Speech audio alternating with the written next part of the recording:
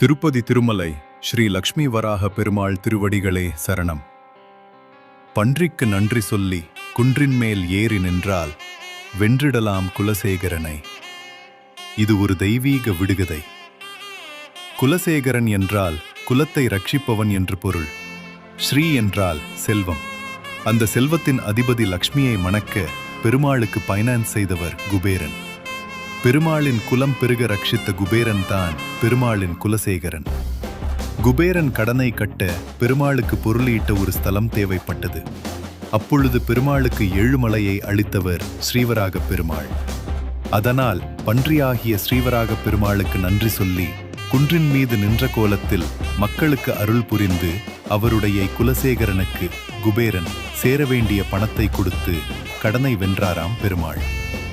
திருப்பதி வராக சுவாமி கோயில் வெங்கடாச்சலபதி கோயிலின் வடபுறத்தில் அமைந்துள்ளது. புராணங்களின்படி இது ஆதிவராக க்ஷேத்திரம் என்று தெரிய வருகிறது. பெருமாள் ஸ்ரீனிவாசனாக பூமிக்கு வந்தபோது ஆதிவராக சுவாமியிடம் அனுமதி பெற்றே திருமலையில் தங்கினார். வெங்கடாச்சலபதி கோயிலுக்கு செல்வதற்கு முன் பக்தர்கள் ஆதிவராக சுவாமியை தரிசிக்க வேண்டும். அவருக்கே முதல் நைவேத்தியமும் படைக்க வேண்டும்.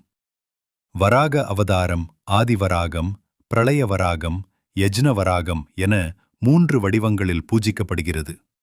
இங்குள்ள வராக சுவாமி ஆதிவராகர் எனப்படுகிறார். இவரது திருநாமம் ஆதிவராக மூர்த்தி என்பதாகும்.